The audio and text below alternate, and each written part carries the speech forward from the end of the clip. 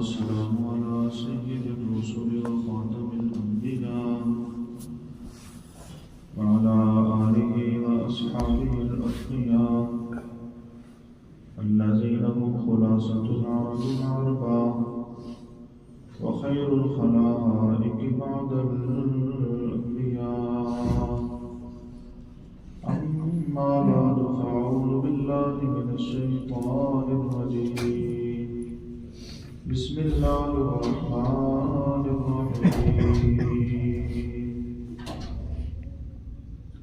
قل أوحي إلي أنه استمع نفر من الجن فقالوا إنا سمعنا قرآنا عجبا يهدي إلى الرشد فآمنا به ولن نشرك بربنا أحدا وأنه تعالى جد ربنا ما اتخذ صاحبة ولا ولدا وأنه كان يقول سفيهنا على الله شططا. سبحان ربك رب العزة عما يصفون والسلام على المرسلين والحمد لله رب العالمين. اللهم صل على محمد وعلى آل محمد كما صليت على إبراهيم وعلى آل إبراهيم إنك حميد مجيد. اللهم بارك على محمد وعلى آل محمد كما باركت على إبراهيم وعلى آل إبراهيم إنك حميد مجيد. رب اشرح لي صدري ويسر لي أمري واحلل عقدة من لساني يفقهوا قولي وما توفيقي إلا بالله عليه توكلت وإليه أنيب. قابل احترام دوستو، 29واں پارہ سورۃ الجن، اس کی ابتدائی 4 آیات مبارکہ تلاوت کی ہیں۔ سورۃ الجن کا جو موضوع اور مضمون ہے وہ یہ ہے کہ اللہ کے سوا کوئی اور برکت نہیں دے سکتا۔ برکت دینے والی ذات صرف ایک اللہ کی۔ برکت اسے کہتے ہیں انسان کوئی چیز لے، پھر اس کو استعمال کرے، اس کو اچھی طرح ہنڈائے، اس کی کام آ جائے، تو اس چیز میں اللہ کی طرف سے برکت ہو گئی۔ چیز لی، استعمال کرنے کا موقع ہی نہیں ملا، گم ہو گئی، پھٹ گئی، یہ بے برکتی ہے۔ اور بھی اس کے بہت سارے معنی ہیں۔ تھوڑی چیز زیادہ بندے استعمال کر لیں تو یہ ساری قسم کی برکتیں دینے والا صرف ایک اللہ ہے۔ یہ تو مشرکین بھی مانتے تھے کہ برکت اللہ دیتا ہے۔ اختلاف اور جھگڑا اس میں تھا کہ نبی علیہ السلام فرماتے تھے کہ اللہ کے سوا کوئی اور برکت نہیں دے سکتا۔ وہ کہتے تھے اللہ بھی دیتا ہے، ہمارے معبود بھی کچھ نہ کچھ برکت دے دیتے ہیں۔ تو اسی مسئلہ میں جھگڑا ہے کہ اللہ کے سوا کوئی اور نبی، ولی، جن، فرشتہ کوئی برکت نہیں مل سکتا۔ سورۃ الملک کے اندر اللہ نے یہ موضوع شروع فرمایا، پھر سورت میں اس پہ دلائل چلتے رہے۔ پچھلی سورت نوح تھی، نوح علیہ السلام کا اللہ نے تذکرہ کیا کہ میرا نوح بھی 950 سال یہی مسئلہ سمجھاتا رہا۔ اب سورۃ الجن میں اللہ نے دلیل نقلی دی جنات سے۔ جنات نے میرے پیغمبر سے قرآن سنا، وہ بھی سمجھ گئے ہم جو اوروں سے بھی برکتیں مانگ رہے تھے یہ شرک ہے، برکت دینے والی ذات تو صرف اللہ کی ہے۔ نبی علیہ السلام کو جب نبوت عطا ہوئی تو اللہ تبارک و تعالی نے جنات کا آسمان پہ جانا بند کر دیا۔ یمن کے علاقے میں نصیبین ایک علاقہ ہے، وہ جنات کا گڑھ ہے، مرکز ہے۔ وہاں ابلیس نے میٹنگ بلائی، اجلاس کیا اور اپنے جنات سے اس نے خطاب کیا کہ لگتا ہے زمین پر کوئی نیا واقعہ پیش آیا، جاؤ اس کی کھوج لگاؤ، تلاش کرو کیا واقعہ پیش آیا۔ اس نے گروہ بنائے، ہر علاقے کے اندر جنات کا گروہ بھیجا، 7 یا 9 جن تھے جن کی ڈیوٹی لگی حجاز کے علاقے کی، مکہ کی سرزمین کی، جاؤ تم بھی۔ ان دنوں بازار عکاظ میں میلہ لگا ہوا ہے، نبی علیہ السلام وہاں پہ تشریف فرمائے ہیں، ان کو تبلیغ کرنے چلے گئے۔ صبح کا وقت تھا، نبی علیہ السلام نماز پڑھا رہے تھے اور قرآن کی تلاوت کر رہے تھے۔ کون سی نماز تھی؟ جو کہ نماز تو ابھی فرض نہیں ہوئی تھی۔ مفسرین فرماتے کوئی بھی اللہ کی عبادت تو کر رہے تھے، فرض ہونے سے پہلے بھی فجر اور عصر تو پہلے بھی پڑھی جاتی تھی، تو بہرحال نماز پڑھ رہے تھے، اللہ کی عبادت کر رہے تھے، اس میں قرآن کی تلاوت کر رہے تھے۔ یہ 7 یا 9 جنات کا گروہ یہاں سے گزرا، انہوں نے نبی علیہ السلام کی زبان سے قرآن سنا اور چپ کر گئے، خاموش ہو گئے اور توجہ سے سننے لگے۔ جب بھی انسان قرآن کا ادب کرے گا، توجہ کرے گا، دل دماغ کی توجہ کرے گا، تو قرآن اس کے دل میں اترتا چلا جائے گا۔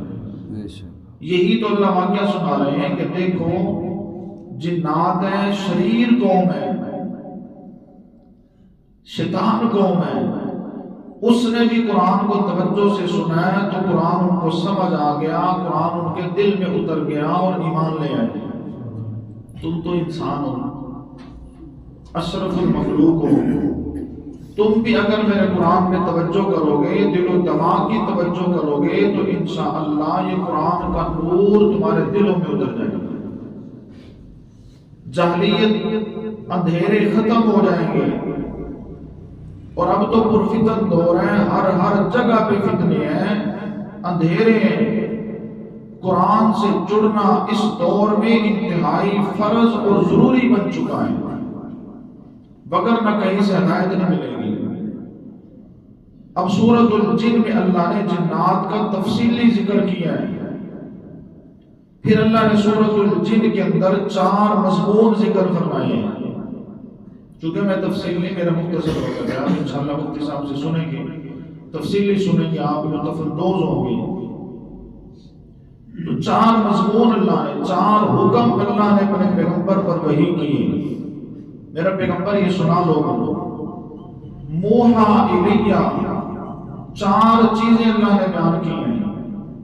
جنات کا تذکرہ بھی اللہ نے کیا، پھر اللہ نے قیامت تک کے لوگوں کو خطاب کیا، پھر اللہ نے فرمایا اگر یہ لوگ اس راستے پہ ڈٹے رہیں گے تو انشاءاللہ میں رب ان کو مال و دولت سے نوازتا رہوں گا۔ پہلا تفصیلی حکم جو اللہ نے وحی فرمایا وہ جنات کا تذکرہ کیا۔ قل اوحی الی، کہہ دو میرا پیغمبر، اوحی الی، وحی کیا گیا مضمون، حکم مجھے یہ واقعہ سنایا گیا، انہ استمع نفر من الجن، بڑی توجہ سے سنا، دل و دماغ کی توجہ سے سنا، نفر من الجن، جنوں کی ایک جماعت نے بڑی توجہ سے قرآن سنا اور سن کر وہیں سے واپس پلٹ کے اپنے علاقے میں وہاں جا کر لوگوں کو تبلیغ کرنے لگے ہیں۔ میرے پیغمبر سے ملاقات بھی ہوئی نہیں، پھر کچھ عرصے کے بعد یہ کثیر تعداد میں آئے، میرے پیغمبر سے ملاقات کی ہے، اب کوئی ملاقات نہیں، قرآن سنتے ایمان لے آئے اور بڑے مبلغ بن کے قوم کے اندر جا کر قرآن کی تبلیغ کرنے لگے ہیں۔ اللہ فرماتے ہیں قوم کے اندر جا کر کہنے لگے فقالوا انا سمعنا قرآنا عجبا، اوے قوم والو ہم نے سنا ہے قرآن عجبا، عجبا بڑا عجیب ہے، انسانی کلام نہیں ہے، کسی بشر کا کلام نہیں ہے، بڑا خوبصورت بڑا سن کلام ہے، آج تک تو ہم نے ایسا سنا کوئی نہیں، دیکھا کوئی نہیں۔ اس کے مضمون سے معلوم ہوتا ہے بڑا عجیب کلام ہے۔ کیا کہتا ہے جی؟ موضوع کیا ہے؟ تشریح کرنے لگے ہیں، یہدی الی الرشد، ہدایت کی طرف لوگوں کو پکڑ پکڑ کے لے جاتا ہے، ہدایت کی طرف رہنمائی کرتا ہے، جنت کا رستہ دکھاتا ہے۔ لہذا ہم نے تو نتیجہ نکالا فآمنا بہ، ہم تو سنتے ہی اس پر ایمان لے آئے، دل و جان سے تسلیم کر لیا۔ اور یہ اہم مضمون ہے قرآن کا، اور اب تو ہم کبھی بھی شرک نہیں کریں گے۔ قرآن سن کر اب ہم نے عہد کر لیا ہے کہ وَلَن نُشْرِكَ بِرَبِّنَا أَحَدًا، ہرگز ہم اپنے رب کے ساتھ اب کسی کو بھی شریک نہیں کریں گے، نہیں کریں گے۔ اس لیے کہ ہم بے شرک کیا کرتے تھے، اللہ کی اولاد بنائی، اللہ کی بیویاں بنائی، اللہ کے بیٹے بنائے، اللہ کے شریک بنائے۔ ہمیں تو قرآن سن کے اس نتیجے پہ پہنچے ہیں کہ اللہ کی بیوی بھی کوئی نہیں، اولاد بھی کوئی نہیں، شریک بھی وحدہ لا شریک ہے، وَأَنَّهُ تَعَالَى جَدُّ رَبِّنَا، اور ہمارے رب کی شان بہت بلند ہے۔ مَتَّخَذَ صَاحِبَتُهُ وَلَا وَلَدًا، اس نے تو بیوی بھی کوئی نہیں بنائی، اولاد بھی کوئی نہیں بنائی۔ آج تک تو لوگوں نے ہمیں بے وقوف بنایا ہوا تھا، ہمارے مولویوں نے، اور ہمیں تو آج تک یہ یقین تھا کہ مولوی کبھی جھوٹ نہیں بولتے۔ اب قرآن سن کے پتا چلا کہ یہ مولوی تو بڑے بڑے جھوٹ بولتے ہیں۔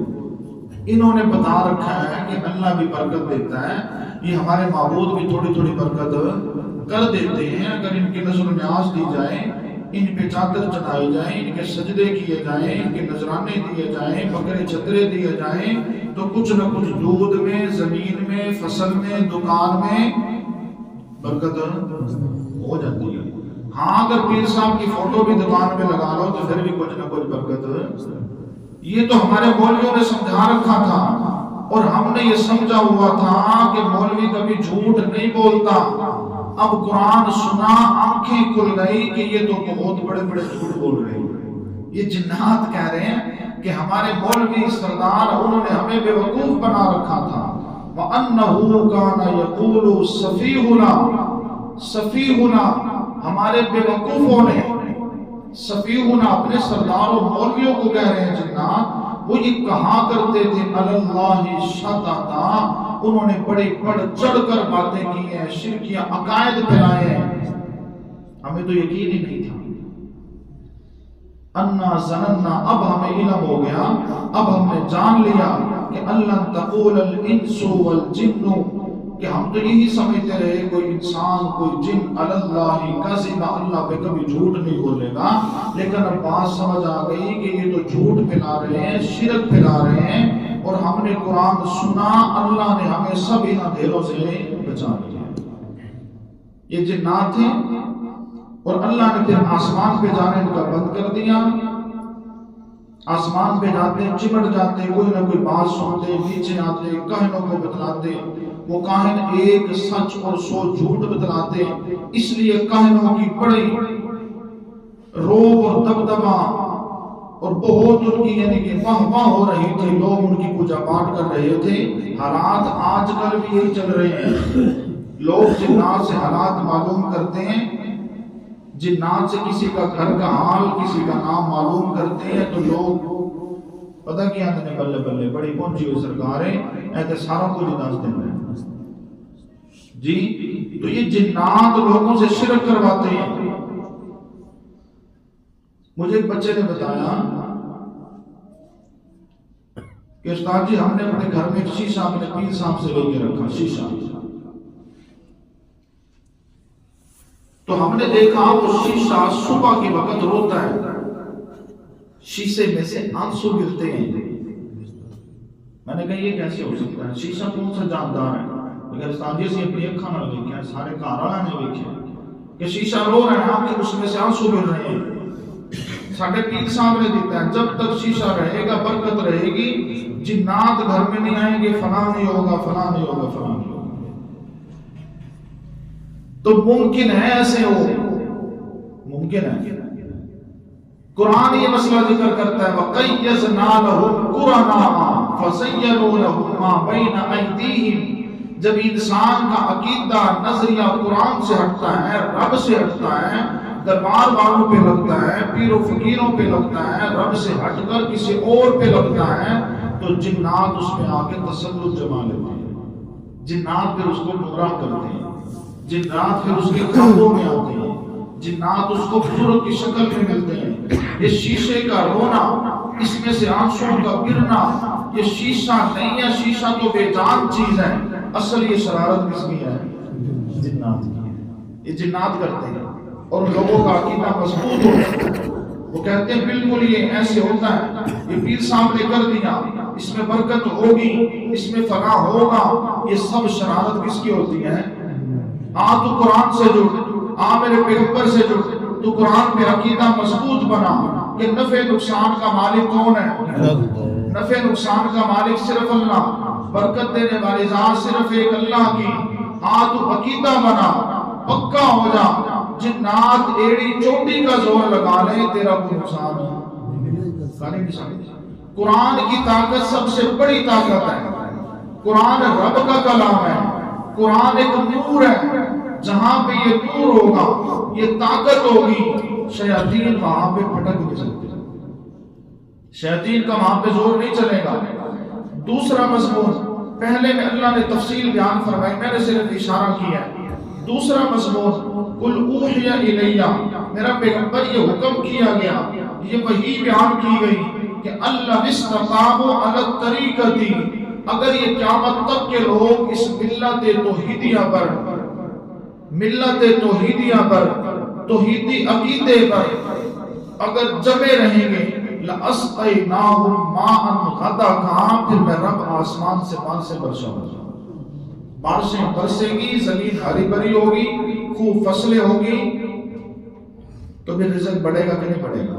برکت ہوگی کہ نہیں ہوگی؟ اللہ فرماتے تو قرآن پہ ڈٹ جا، تو توحید والے رستے پہ ڈٹ جا، لَأَسْقَيْنَاهُمْ مَاءً غَدَقًا، پھر دیکھنا میں رب تجھے تیری جھولیاں رزق سے کیسے بھر دوں گا۔ ہماری نظریں لگی ہیں اللہ کے سوا اوروں پر، لیکن اللہ فرماتے لِنَفْتِنَهُمْ فِيهِ، میں رب تمہاری آزمائش کر رہا ہوں کہ دین میں رہا ہوں اور تم گیت کسی اور کے گاتے ہو۔ دوسرا مضمون، قُلْ أُوحِيَ إِلَيَّ، میرا پیغمبر یہ مضمون وحی کیا گیا کہ ان المساجد للہ، کہ مسجد تو اللہ کی، فلا تدعوا مع اللہ احدا، لہذا اللہ کے سوا یہاں پہ کسی اور کی پکار نہیں کرنی، مسجد تو اللہ کی۔ اس کے تین معنی مفسرین نے کیے ہیں۔ مساجد سے مراد کیا ہے؟ پہلا معنی، مساجد سے مراد اعضائے سجدہ، توجہ ہے، تھکتے نہیں گئے، مساجد کے تین معنی میں کر رہا ہوں۔ مساجد کا پہلا معنی اعضائے سجدہ، جن اعضاء پہ سجدہ ہوتا ہے۔ بخاری کی حدیث ہے، نبی علیہ السلام فرماتے ہیں کہ میرے رب نے مجھے 7 ہڈیوں پر سجدہ کرنے کا حکم دیا۔ 7 ہڈیوں پہ سجدہ، 2 پاؤں کی، 2 گھٹنے، 2 ہاتھ، کتنے ہو گئے؟ 6، ایک چہرہ ہے، 7 ہڈیوں پہ سجدہ۔ تو مساجد کا معنی اعضائے سجدہ۔ اللہ فرمانا یہ چاہتے ہیں کہ یہ اعضاء میں رب نے پیدا کیے ہیں، لہذا ان سے سجدہ بھی للہ، مجھے ہی کر۔ جن کو تو سجدہ کر رہا ہے، اللہ کے سوا جن قبروں، درباروں، میلوں، عرشوں پہ جا کے جن کو سجدہ کر رہا ہے، اگر ان کو سجدہ کرنا ہے تو ان کے بنائے ہوئے اعضاء سے کرنا۔ اعضاء میں نے بنائے، سجدہ بھی مجھے کر۔ اگر ان کو کرنا ہے تو ان کے بنائے ہوئے اعضاء سے کر۔ جب انہوں نے کچھ نہیں بنایا، میں رب نے پیدا کیا، پھر سجدہ بھی مجھے کر۔ ان المساجد للہ، سجدے کے اعضاء تو اللہ نے بنائے، تو سجدے بھی اللہ کو۔ دوسرا معنی، مساجد کا معنی سجدے کی جگہ، سجدے کی جگہ۔ نبی علیہ السلام فرماتے ساری زمین اللہ نے میرے لیے سجدہ گاہ بنایا، کھیت میں ہے تب بھی اللہ کو سجدہ کر، نماز پڑھ، سفر میں ہے وہاں بھی نماز پڑھ سکتا ہے، کہیں بھی تو چل رہا ہے جہاں بھی نماز کا وقت تھا وہیں پہ نماز. یہ پوری سرزمین اللہ نے ہمارے لیے مسجد بنائی ہے. اگر تم محلے میں ہے پھر جماعت سے نماز پڑھ، کھیت میں ہے تو کھیت میں پڑھ. یہ ساری سرزمین اللہ نے بنائی اور ہماری شریعت میں آسانی اللہ نے فرمائی. جہاں بھی وقت ہو جائے اللہ کی سرزمین پہ سجدہ کس کو کر؟ اللہ کو کر. زمین میں نے پیدا کی تو سجدہ بھی زمین پہ اللہ کو کر. جن کو تو کر رہا ہے، جو تو نے اتنے معبود بنا رکھے ہیں، اگر ان کو سجدہ کرنا ہے تو پھر ان کی زمین پہ جا کے کر. زمین تو میں نے پیدا کی تو پھر سجدہ بھی مجھے ہی کر. دو معنی. تیسرا معنی مساجد کا معنی ہے سجدے. جتنے بھی سجدے ہوں گے، سجدہ تعظیم کا ہو یا سجدہ عبادت کا ہو. تعظیم کا سجدہ سمجھتے ہیں آپ، پیر صاحب آگے تو لوگ کی پہنا چڑھے ہوئے سجدے کی، سجدے میں گر پڑے. کیوں کیا؟ ہم نے تو جی ادب میں کیا ہے، تعظیم میں کیا ہے، محبت میں کیا ہے. یہ تعظیم، یہ محبت، یہ ادب، یہ سجدہ تعظیم کا. اور جو نماز میں کرتے ہو یہ سجدہ عبادت کا. سجدہ عبادت کا تفصیل مفتی صاحب انشاءاللہ سمجھائیں گے. عبادت میں اور تعظیم میں کیا فرق ہے. سجدہ اللہ فرماتے ہیں تعظیم کا ہو یا سجدہ عبادت کا ہو، للہ یہ کس کو کرنا ہے؟ صرف ایک اللہ کو. اب تینوں معنی اکٹھے کر رہا ہوں. اعضائے سجدہ بھی، مسجد سجدوں کی جگہ بھی، اور سارے سجدے للہ یہ کس کو کرنے ہیں؟ صرف ایک اللہ کو. وَأَنَّ الْمَسَاجِدَ لِلَّهِ، ہر قسم کا سجدہ صرف اللہ کے لائق ہے. فَلَا تَدْعُوا مَعَ اللَّهِ أَحَدًا، اب اللہ کی پکار میں، عبادت میں کسی اور کو شریک، سجدوں میں کسی اور کو شریک نہ کر. وَأَنَّهُ لَمَّا قَامَ عَبْدُ اللَّهِ، چوتھا مضمون ذکر کیا. قُلْ أُوحِيَ إِلَيَّ، میرا پیغمبر یہ حکم کیا گیا، أَنَّهُ قَامَ عَبْدُ اللَّهِ يَدْعُوهُ. اس کے دو معنی ہیں لیکن میں وقت کی قلت سے ایک ہی معنی کر رہا ہوں. شاہ عبد العزیز محدث دہلوی رحمہ اللہ تعالیٰ نے اس کا بڑا خوبصورت معنی کیا اور موقع کی مناسبت سے کیا، ان حالات کے مطابق معنی کیا.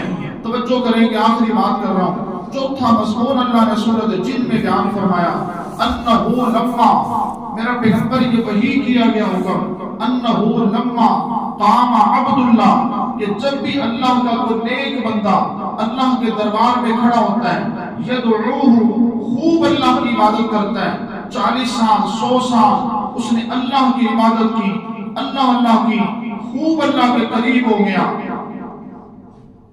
اللہ کا نیک بزرگ بن گیا، اللہ کا ولی بن گیا، اللہ کی یعنی کہ قربت اس نے حاصل کر لی. عبادت کر کر کے علم کے اندر بھی کمال حاصل کیا، عبادت میں کمال حاصل کیا، ذکر میں کمال حاصل کیا. ایسا اللہ کا نیک بزرگ جب بھی دنیا میں گزرتا ہے، کادو یکونون علیہ لبادا، تو یہ لوگ مرتے ہی اس کی قبر پہ جمگھٹا بنا لیتے ہیں. جب بھی اللہ کا کوئی نیک بزرگ، شاہ عبد العزیز محدث دہلوی بہت بڑے مفسر گزرے ہیں، برصغیر کے بہت بڑے مفسر ہیں، اس کا معنی کر رہے ہیں. جب بھی اس دور میں بھی اللہ کا کوئی نیک بندہ، نیک بزرگ ہوا ہے، فوت ہوتے ہی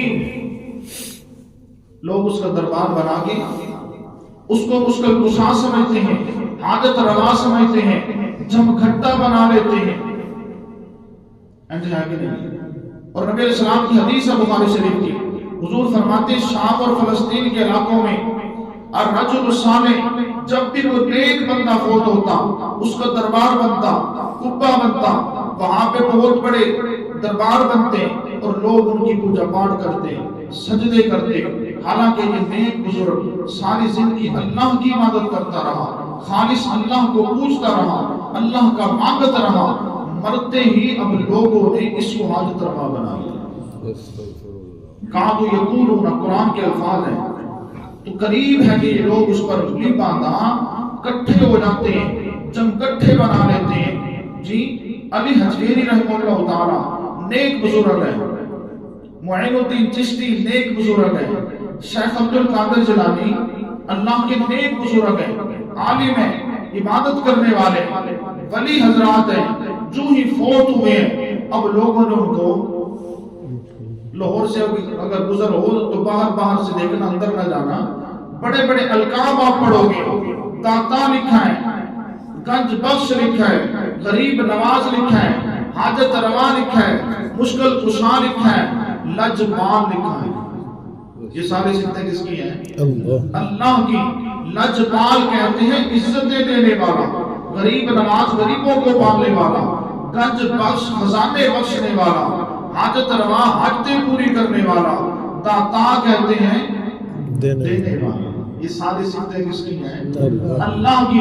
یہ شاہ عبد العزیز نے مانا کیا جب بھی اس دور میں بھی کوئی اللہ کا نیک بزرگ گزرتا ہے تو لوگ اس کے مرتے ہی اس کے دربار بنا لیتے ہیں، حالانکہ میرا پیغمبر یہ کیا ہے؟ یہ شرک ہے۔ بیان کیجئے، ان کو کہہ دو میں اللہ کا پیغمبر ہوں، اور اللہ کے پیغمبر کی شان اللہ کے بعد ساری کائنات سے اعلیٰ ہے۔ میرا پیغمبر کہیں تجھے بھی یہ پوچھنا نہ شروع کر دیں، کہیں تیری قبر پہ بھی آ کے سجدہ گاہ نہ بنا لیں۔ میرا پیغمبر تو خود اپنی زبان سے اعلان کر کے کہہ دو کہ میری شان سب سے اعلیٰ، لوگوں میں، کائنات میں، انبیاء میں سب سے اعلیٰ۔ لیکن یاد رکھیو میں رب کا شریک کوئی نہیں، میں رب کا حاجت اس کے ساتھ مل کے حاجت روائی نہیں کر سکتا، مشکل کشائی نہیں کر سکتا، کسی کو بیٹے بیٹیاں نہیں دے سکتا۔ اور آج کل یہ بڑے محاورے بنے، دے ککڑ دے لے پتر، بہاول حق پیڑا تھا، یہ عجیب محاورے بنا رکھے ہیں۔ میرے پیغمبر ولیوں بزرگوں کی عبادت ہونے لگی تو اپنی زبان سے اعلان کر کے کہہ دے قل انما ادعو ربی، سن لو لوگوں، میں اپنے رب کی پوجا پاٹ کرتا ہوں، میں اپنے رب کو ہر دکھ اور سکھ میں صرف رب ہی کو پکارتا ہوں، ولا اشرک بہ احدا، اور میں اپنے رب کے ساتھ کسی کو بھی شریک نہیں ٹھہراتا۔ چار مضمون اللہ نے بیان فرمائے اور مسئلہ وضاحت کے ساتھ کر دیا کہ دیکھو جب جنات نے قرآن سنا، مسئلہ سمجھ آ گیا، شرک سے دور چلے گئے۔ اب تم تو انسان ہو، قرآن توجہ سے سنو اور تم بھی شرک سے دور ہوتے چلے جاؤ گے۔ وآخر دعوانا الحمدللہ۔